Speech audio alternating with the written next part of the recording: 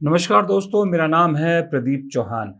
बात समझनी है तो पूरी सुननी होगी और बात सुनने के साथ मेरी आवाज़ के लिए मुझे माफ़ी आपको देनी पड़ेगी। मेरी आवाज़ थोड़ी सी ख़राब है। आज शनिवार का दिन है, शनिवार की शाम है। कल आप रिलैक्स होंगे, छुट्टी होगी। हालांकि जहां मैं बैठा हूं मेरे यहाँ पर कल पोलिंग है, वोट डलेंगे, स्थानीय निकाय के चुनाव है। खैर, कल सुप्रीम कोर्ट के चीफ जस्टिस जो हैं उन्होंने देश के युवाओं को लेकर एक टिप्पणी की थी, जहां उन्होंने पैरासाइट कॉकरोच से देश के कुछ युवाओं को कंपेयर किया था। खैर, वो बात अलग चीज है, लेकिन उस बात का जिक्र मैं आज दोबारा क्यों कर रहा हूं, वो इसलिए कि क्या युवाओं को तो चलिए चीफ जस्टिस ने पैरासाइट कह दिया, परजीवी कह दिया, लेकिन उनसे भी बड़े परजीवी तो देश की राजनीति में हैं। और ये परजीवी ऐसे हैं जो रोज मांस खा रहे हैं, लेकिन उनका पेट ही नहीं भरता। लेकिन फिर मैंने दूसरे एंगल से सोचा, परजीवी कहाँ अटैक करते हैं? परजीवी मतलब दूसरों पर जिंदा रहने वाले। परजीवी वहां अटैक करते हैं जो हृष्ट पुष्ट होता है, तकड़ा होता है, जहां उन्हें खाने के लिए माल मिलता है। जहां माल नहीं मिलता खाने को, वहां आसपास भी परजीवी नहीं फटकते हैं, वहां परजीवी नहीं पनपते हैं। पनपते वही हैं जहां उनको माल मिलता है।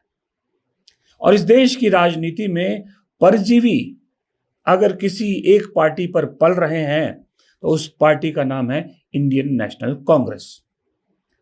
और उस पार्टी के अंदर भी अगर किसी एक शख्स पर परजीवी पल रहे हैं, उसका नाम है राहुल गांधी। अब आप राहुल गांधी प्लस कांग्रेस कर दीजिए तो परजीवियों की फेवरेट खुराक है। लेकिन ये परजीवी ये भूल जाते हैं कि इनसे अपने आप को पालने के एवज में वो देश को ये भी तो बता रहे हैं कि कांग्रेस तो पहले भी मजबूत थी, अब तो और मजबूत हो गई है।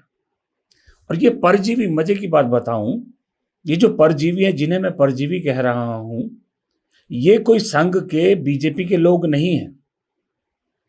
ये वही लोग हैं जो एक जमाने में इसी कांग्रेस की ड्योढ़ी पर बैठकर ड्यूटी किया करते थे, इन्हीं राहुल गांधी की चमचागिरी किया करते थे।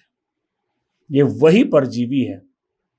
जब इन्हें वहां से माल नहीं मिला, दूसरी जगह से माल मिलना शुरू हो गया, तो उधर पहुंच गए।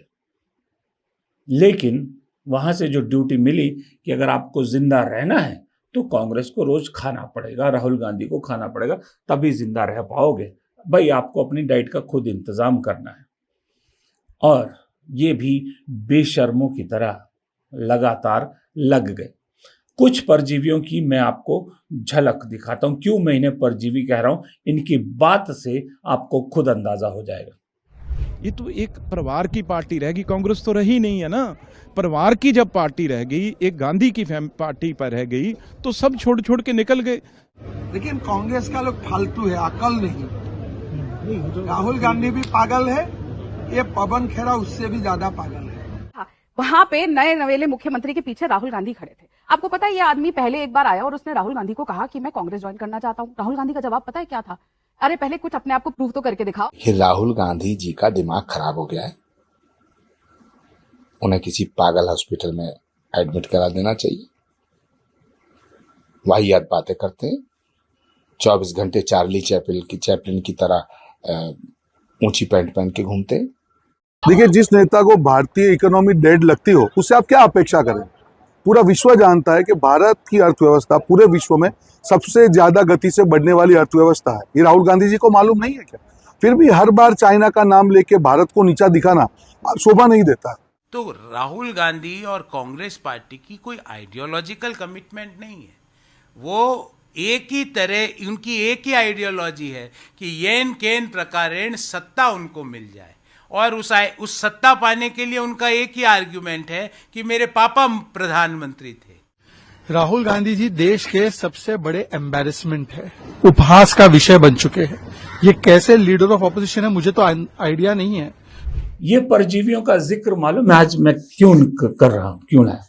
रेवंत रेड्डी जो तेलंगाना के मुख्यमंत्री है, जब हाल ही में प्रधानमंत्री ने उन्हें एक तरह से खुलेआम ऑफर दिया था अपने साथ आने का, उसके बाद से मैंने कहा था ना, मैंने वीडियो बनाया था कि रेवंत रेड्डी के खिलाफ एक माहौल बनाने की तैयारी की जा रही कि वो बीजेपी से आए हुए कभी भी वापस बीजेपी में लौट सकते हैं। तो उन्होंने आज एक चैनल में, अपने लोकल चैनल में क्लियर किया इस बात को। उन्होंने कहा कि मैं 2034 में राष्ट्रीय पॉलिटिक्स में जाऊंगा, 2034 तक मैं चीफ मिनिस्टर रहूंगा और उससे पहले 2029 में मेरा लक्ष्य है राहुल गांधी को प्रधानमंत्री बनाने का है। रेवंत रेड्डी ने यह कहा और इन परजीवियों की ड्यूटी लग गई और ये अपने काम पर लग गए। भाषा आपको मैंने सुनाई। इन परजीवियों में से दो चेहरे अगर आप निकाल दो, एक हेमंता बिस्वा शर्मा, एक रवनीत बिट्टू, इसके अलावा बाकियों को कुछ मिला भी नहीं। रवनीत बिट्टू को मिली है मंत्री पद मिला है और हेमंता बिस्वा शर्मा को मुख्यमंत्री पद मिला, दोबारा भी मिला है। लेकिन किसी से भी पूछ लीजिए जो रवनीत बिट्टू और हेमंता बिस्वा शर्मा के साथ के लोग हैं, उनसे पूछिएगा, वो आपको बताएंगे कि अपने आप को जस्टिफाई करने के लिए इन्हें कितना कुछ करना पड़ता है। एक बीजेपी के नेता जितना काम करते हैं उससे 10 गुना काम इन्हें करना पड़ता है। काम क्या? डेवलपमेंट का काम नहीं, कांग्रेस को कोसने का, कांग्रेस के खिलाफ बोलने का, जहर उगलने का, नफरत फैलाने का 10 गुना ज्यादा काम करना पड़ता है। उसके बावजूद पंजाब के अगले साल चुनाव है 10 महीने बाद, वहां बीजेपी के हाथ ठन गोपाल लगा तमिलनाडु और केरल की तरह, तो रवनीत बिट्टू की कुर्सी कब चली जाए कोई पता नहीं। हेमंता बिस्वा शर्मा को अपनी कुर्सी कैसे वापस मिली है ये या तो वो जानते हैं या संघ जानता है, बीजेपी जानती है। और वो कितने दिन रहेगी सबको शक है कि पूरा टेन्योर तो नहीं हो पाएगा। अबे बाकी बच्चे जितने मैंने आपको दिखाए, इनका कहीं कुछ वजूद बीजेपी में दिखता है? इनमें से कोई आपको बीजेपी के किसी फंक्शन में भी दिखता है? मुझे सबसे ज्यादा तरस तो शहजाद पूनावाला पे आता है। बेचारे मुस्लिम कम्युनिटी से आते हैं। जितने मुस्लिम लोग बीजेपी में है ना, उन्हें अपने आप को बार बार भक्त साबित करने में दूसरों से कहीं ज्यादा मेहनत करनी पड़ती है। गौरव भल्लभ राहुल गांधी को कह रहे हैं कि सिर्फ इसलिए प्रधानमंत्री बनना चाहते हैं, मेरा बाप प्रधानमंत्री था। भाई साहब को घर बिठाया हुआ है, जबकि कांग्रेस ने विधानसभा भी लड़ाया, लोकसभा भी लड़ाया, प्रवक्ता भी बनाया, बड़ी पोजीशन दी। अब जब तुम में खुद में कूदा नहीं है, तुम खुद नहीं जीत पाए, तो ठीक रहा राहुल गांधी पे फोड़ रहे हो। एक बाबा जी सन्यासी किस भाषा का इस्तेमाल करते हैं। भाई बहन प्रियंका गांधी और राहुल गांधी को लड़ाने की कितनी कोशिशें की, क्या कसर थी जो इन्होंने छोड़ी हो कि ताकि दोनों भाई बहन के बीच में फूट पड़े। जब फूट नहीं पड़ी तो इनको फुटा दिया गया, उसकी कसक अभी तक लगी है। और ऐसे आपको मालूम है लिस्ट लंबी है, ये तो मैंने कुछ आपको दिखाया, लिस्ट लंबी है। लेकिन इन्हीं परजीवियों में कुछ ऐसे भी हैं जिन्होंने अपनी डिग्निटी बनाए रखी है, उसकी उन्हें तारीफ करनी पड़ी। आरपीएन सिंह, अशोक चौहान, जितिन प्रसाद, ये मुझे 2-3 नाम ऐसे याद आ रहे हैं अभी जो कांग्रेस छोड़ के बीजेपी में गए हैं, लेकिन डिग्निटी इन्होंने नहीं छोड़ी। मुझे नहीं मालूम एक आध बार इन्होंने कांग्रेस पे या राहुल गांधी पे कोई बयान दिया होगा, उसके अलावा इन्होंने खास करके गांधी परिवार पर कोई निजी हमला किया हो, मुझे नहीं याद। लेकिन वो जानते हैं कि वो खुद काबिल हैं कि वो जनता के बीच में जुड़े हुए हैं। शायद कुछ मजबूरियों की वजह से वो बीजेपी में गए हैं, वो अलग बात, कुछ डर की वजह से गए हैं। लेकिन ये जो लोग जो परजीवी मैंने आपको दिखाए हैं, ये तो जानते हैं इनके पल्ले कुछ नहीं है। जब तक बीजेपी की चाट रहे हैं तब तक शायद कम से कम टीवी पे तो दिखेंगे, उसके बाद तो वो भी नहीं मिलेगा। और राहुल गांधी ने इन सब का इलाज बहुत बढ़िया निकाला है। आप सोच रहे होंगे, मैंने लिखा तो था कि इलाज भी निकाला, बहुत बढ़िया इलाज निकाला। लेकिन उससे पहले मैं आपको ये भी बता दूं कि ये जो परजीवी कांग्रेस पे इतने जिंदा है, कांग्रेस के सहारे चल रहे हैं, वजह क्या है? वजह एक ही है मेरे भाइयों, मेरी बहनों, मेरे दोस्तों। वजह है कि अब जो कांग्रेस बची है ना, वो सही में सच्ची कांग्रेस बची है। अब कांग्रेस में जितनी लीडरशिप बची है, एक्सेप्शनल 1-2% को अगर आप छोड़ दो, जो हाल ही में जैसे असम में हुआ, कुछ हुआ, वो भी अब धीरे धीरे समझ में आ रहा है कि अगर जितेंद्र प्रसाद जो प्रभारी थे, अगर उन्होंने यहां से काम लिया होता तो शायद वो भी ना जाते। पर चलिए मान लिया वो गए, ऐसे 1-2% को छोड़ दो, आप तो 98% कांग्रेस आज की डेट में सच्ची कांग्रेस बची है, जो सच में कांग्रेसी हैं, जो कांग्रेस को दिल से मानते हैं, जो कांग्रेस के साथ रहेंगे। इसीलिए अब अगर पद नहीं भी मिलता है ना किसी को, तो भी पार्टी की लॉयल्टी नहीं छोड़ता है। और पता नहीं, जिस शख्स को मैं बहुत नकारा कहता हूं, लेकिन आजकल 2 दिन से उनकी तारीफ करनी पड़ रही है, केसी वेणुगोपाल। लाख टके की बात कही है उन्होंने, जब मीडिया ने खेल करने की कोशिश करी, उन्हें भड़काने की कोशिश की कि भाई आपको नहीं मिली मुख्यमंत्री की कुर्सी तो नाराज हैं या नहीं। There is nothing unusual in it. It is a usual meeting. Now, VD Satish is actually, he is going to be the Chief Minister of Kerala.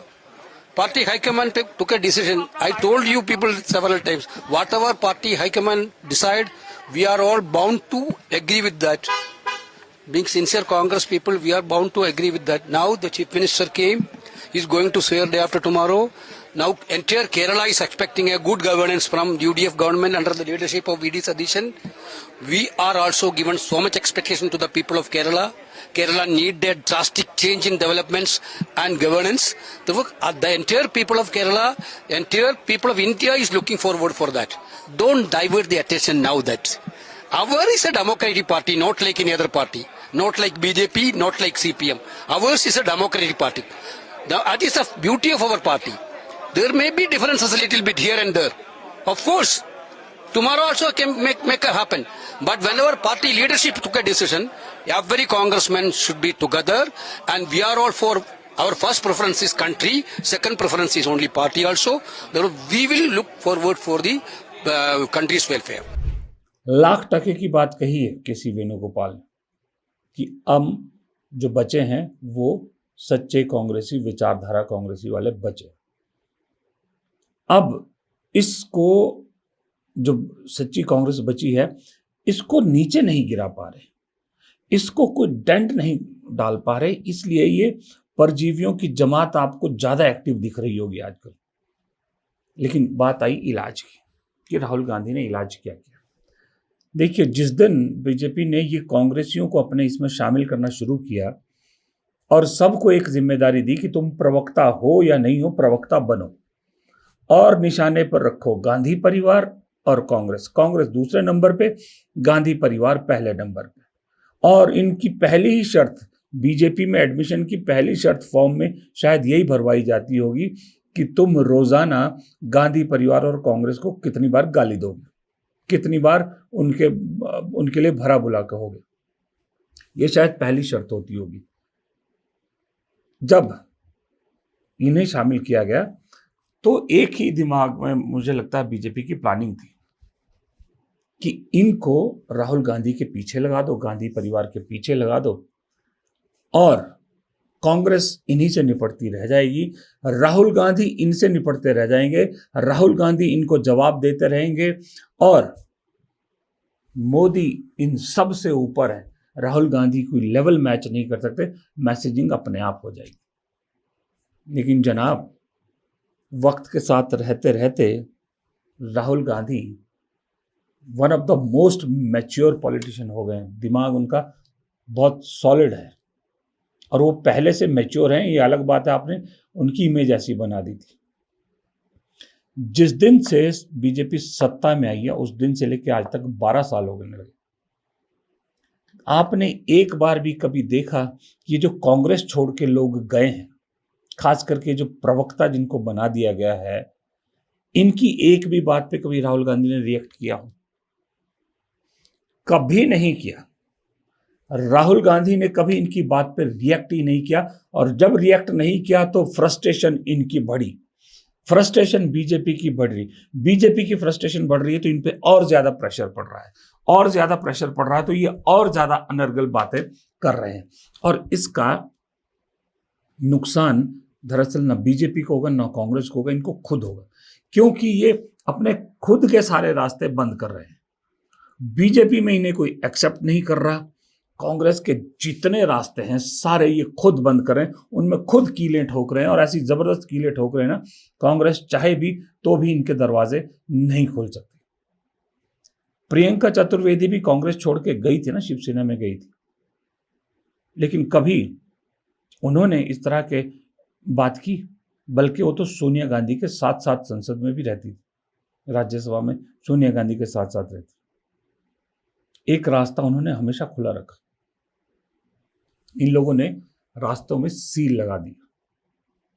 Rahul Gandhi react नहीं करते हैं, राहुल गांधी अटैक करते हैं सीधा मोदी पर। उसी से बचने के लिए ये रास्ता अपनाया गया था कि अगर बीजेपी के लोग आरोप लगाएंगे तो वो कहेंगे कि ये तो कहेंगे बीजेपी वाले तो कांग्रेस पे, तो बीजेपी के प्रवक्ताओं का जवाब कांग्रेस के प्रवक्ता ही देंगे। लेकिन कांग्रेस के ही लोग, एक्स कांग्रेसी राहुल गांधी को लेकर बात कहेंगे तो राहुल गांधी को मजबूरी में जवाब देना पड़ेगा, ताकि लोग विश्वास न कर बैठे। राहुल गांधी ने मुंह नहीं लगाया, पहले दिन से रिएक्ट ही नहीं किया, मुस्कुराते रहे। रवनीत बिट्टू को जो संसद के बाहर राहुल गांधी ने कहा था माय ट्रेटर फ्रेंड, वो सिर्फ रवनीत बिट्टू के लिए नहीं कहा था उन्होंने, ये ऐसी ऐसी पूरी फौज है ना जो इन सब के लिए कहा था उन्होंने। इसीलिए रवनीत बिट्टू को उस दिन बहुत वो बात चुभी थी, और उसके साथ इन सारे परजीवियों को चुभी थी, क्योंकि ये भी जानते हैं माय ट्रेटर फ्रेंड सिर्फ ये नहीं है, रवनीत बिट्टू नहीं, ये सब है, क्योंकि इन सब को किसी वक्त राहुल गांधी ने मुंह लगाया हुआ था। राहुल गांधी इन सब की बात सुनते थे। आज सही में बताऊं, अगर आज गौरव वल्लभ कांग्रेस में होते तो शायद ये जो फिलहाल देश की अर्थव्यवस्था का हाल चल रहा है ना, गौरव वल्लभ सबसे बड़ा चेहरा होते कांग्रेस की तरफ से इस पर बात करने के लिए। लालच, डर डुबो गया सबको। राहुल गांधी अपने मिशन से हटे नहीं, इनको भौंकने दिया। मिशन है मोदी सरकार पे सीधा हमला करना, सीधे सवाल पूछना। अब उन्होंने ताजा निशाना चुना है। अब तक वो आरएसएस, मोदी, अंबानी, अडानी, अमित शाह इसी पे रहते थे, हरदीप पुरी पे आए। अब अगला निशाना उन्होंने साधा है देश के शिक्षा मंत्री धर्मेंद्र प्रधान पे, यानी कि प्रधान जी की प्रधानी को अब लपेट के ही मानेंगे राहुल गांधी। नीट में 2 साल 22 लाख स्टूडेंट्स ने काम किया, दिन रात काम किया, उनकी मेहनत बर्बाद हो गई है। पूरा देश जानता है कि एग्जाम से 2 दिन पहले व्हाट्सएप पे नीट का पेपर बांटा जा रहा था, डिस्ट्रीब्यूट किया जा रहा था। धर्मेंद्र प्रधान जी हिंदुस्तान के एजुकेशन मिनिस्टर कहते हैं कि मेरा कुछ लेना देना नहीं। कमेटी ने रिकमेंडेशन किया था, उसको उन्होंने डस्टबिन में फेंका, कहा कि ऑपोजिशन के लोग कमेटी में बैठे हैं, इसका कोई मतलब नहीं है, कोई जरूरत नहीं है। सच्चाई है कि आपने हिंदुस्तान का जो कोर है, जो सेंटर है, उसको डैमेज किया है।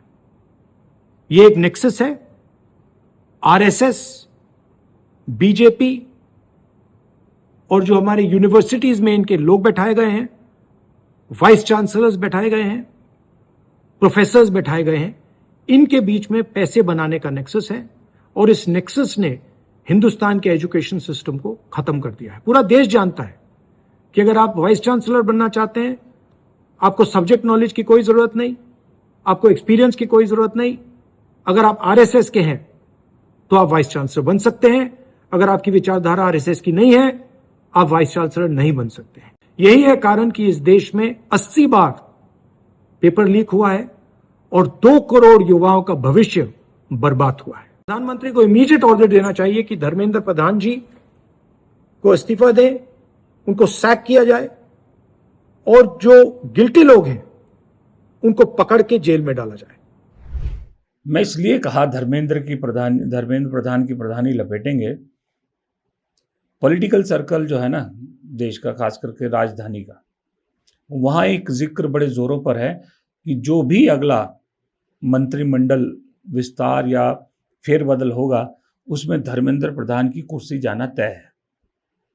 अगर वो मंत्री पद से नहीं भी गए तो शिक्षा मंत्रालय तो उनसे ले ही लिया जाएगा।